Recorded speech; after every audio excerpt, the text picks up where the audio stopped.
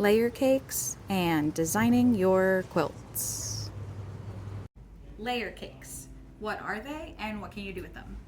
These are all layer cakes. They are 10-inch pre-cuts of a line of fabric by a designer that season.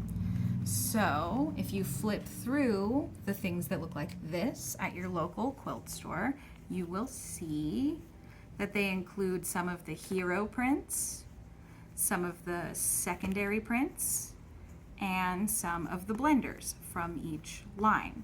So you get a nice sampling of fabrics that all go together because they use either the same color palette or the same shape language, etc. This one is a cute one where you can see the hero fabrics are these geometric animals, and the colors throughout are golds and greens and grays, and the whole line goes together and it makes this soft animal palette.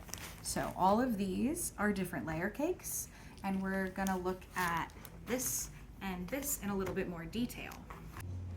This project is one that you can make just with one entire layer cake. This one was made out of catnap from Ruby Star this past year. And each of these triangles was one square of the layer cake.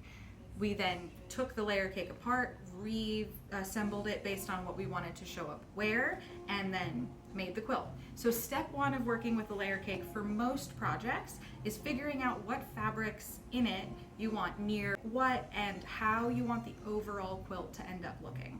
I am going to be taking this layer cake and organizing it in a way that helps me arrange it the way I want to for this frog pond quilt, which is done using one full layer cake. So this is the Geometry Collaboration collection by Ruby Star, and these are the fabrics. I have already organized them.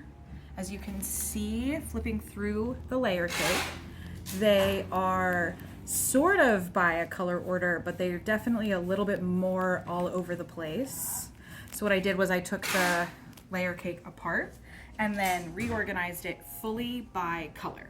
Over here we have just orange, moving through to mixed orange and blue, and green, then green and blue, then just blue, blue and pink, just pink, pink and a darker orange, just orange, and then the darker orange with the really dark purple over here. So it creates kind of a continuum from light orange to dark purple and dark orange. The way I'm then going to match these up amongst themselves is I want to create a single gradient, a soft gradient that moves from orange through the line. So what I'm going to do that is take my fabrics that I'm putting together from next to each other in this line. So I'm going to take the first, the second, the third, and the fourth fabric to make my first square.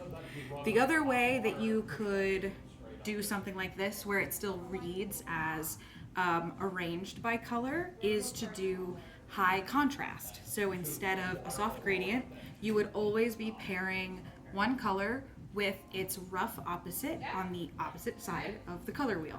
So opposite sides of the color wheel are green and red. We have green and we have pink, and blue and orange, and we have blue and we have orange. So you could just always pick a green and a pink to go together for those squares, and then this you could do the multicolored orange and blue with something that's a little bit calmer blue. Those would have really nice contrast between them, etc. So that's one way you could do it, and then the way that I'm going to do it, and I can show you in a little bit what my stacks of 4 look like. I have taken that color gradient and separated it into a soft transition from color to color to color. The whole thing can start from either end. This is one end, that's the other, but we can start up here. So starting from the dark purple with the darker orange, I brought one of the light oranges in from the opposite end so as to have one fabric up top, and you'll see later one fabric down at the bottom that tie them back into a full circle, just because this layer cake does that, so it's kind of fun to have that. As you go down the row, they will gradually become more orange, more pink, more blue.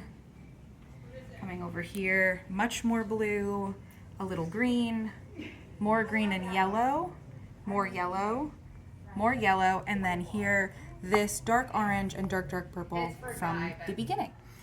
The other layer cake we're going to look at is this Figo Fabrics Horizon line. This is different from the other layer cake in that there are 14 patterns and each show up 3 times in the layer cake. So it's a little bit more regular than the Ruby Star one we were looking at. Because of that, I could arrange it in a few different ways to show you how you could organize this particular layer cake. So over here, we have it by color. We go taupe, gray, to this, a darker gray to lighter gray, blue, dark blue, and then fabrics that have all of the colors in them. Over here, we have the other 2 ways that you can organize a layer cake. From busy, lots going on, a little print, lots of colors, to calm, less going on, smaller print, lower contrast. You can also arrange your fabrics from light to dark. When you lay your fabrics out, there might be some that jump out or are a little bit more confusing to figure out where they would fall on this continuum. The easiest way to do that is to get a photo of your fabrics and drop the saturation all the way down to 0 until you're just looking at a black and white image of your fabrics. That's how I could determine that in black and white, this fabric is actually darker than this one, which is darker than this one. So you get a little bit of a guide when you use the black and white version of those photos. Now you have them organized. How are you going to, say, pair them off? Which is what you'll have to do next if you're going to do the frog pond, which was the sample that you saw earlier.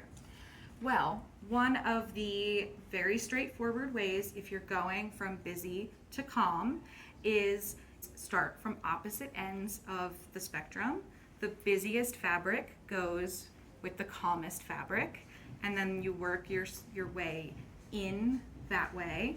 And if you work this way, you're always guaranteed that each square will be roughly the same amount of busyness as any other square when you take a step back and you sort of are able to look at the quilt as a whole. When it comes to light and dark, if you try to pair just the beginning with the end of the continuum, what you'll end up having are these really high contrast blocks and then really low contrast blocks. If that appeals to you, then great. That's definitely one way you can organize your quilt. But another way, if you wanted to sort of create that same, when you take a step back, the average exists, what you do is you figure out where halfway is, which for this is 7 fabrics in, and you start by pairing off fabric 8 with fabric 1, fabric 9 with fabric 2, and you work this way through your lineup such that you're halfway dark with your lightest and you're full dark with your halfway dark, so that you're averaging how the colors appear next to each other throughout the quilt. To further explain, I made a fake layer cake and I organized the colors, the fabrics and patterns in different ways, and then I brought it through so that you could see what different quilts would actually look like with these different organizations. On the top, I've organized it by color: gray, black, brown, to green, to yellow, to peach, to orange, to red. In the middle, I did the busy to calm spectrum, and on the bottom, I did light to dark. You can see how I used black and white versions of those patterns to help me organize them, same as I did with the real fabric. And here you can see what the quilts might look like with fabric organized in each of these arrangements. The color quilt was pulled from all of the colors next to each other to create a softer gradient that concentrates one color turning into another, turning into another. The busy to calm quilt pairs the busiest squares with the calmest ones, leading to a middle diagonal of average busyness. And for light to dark, I have both a gradient option on the left where you move through the gradient and it's a softer transition, and then on the right where you alternate to create high contrast meeting at midtones in the middle. However you decide to organize your layer cakes, make sure you have fun. Thanks for watching and happy sewing!